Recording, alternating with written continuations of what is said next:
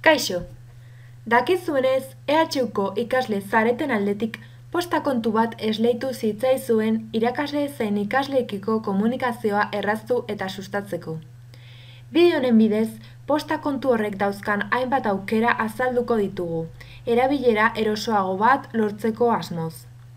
Hasteko, zuen EHUko helbidera iristen zaizkizuen posta mezuak beste posta kontu batera bidaltzen erakutsiko dizuegu.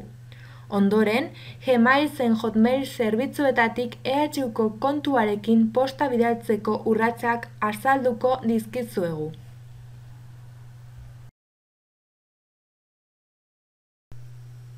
Hasteko, postaren birbideratzea burutzeko, hasi saioa EHUko posta kontuan, zure erabiltzaile izena eta pasahitza erabiliz.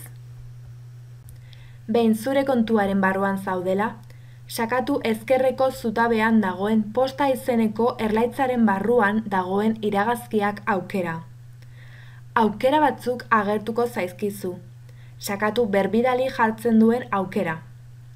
Hautatze lauki bat eta testu eremu bat agertuko zaizkizu. Komenigarria da, laukia hautatu gabe uztea.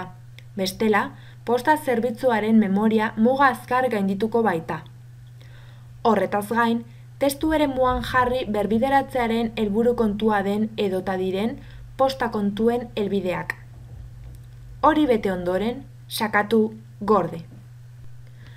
Pauso hauek jarraitu ondoren, zure EHUko kontura iristen den posta mezu oro, beste kontu horretara bidaliko da zuzenean.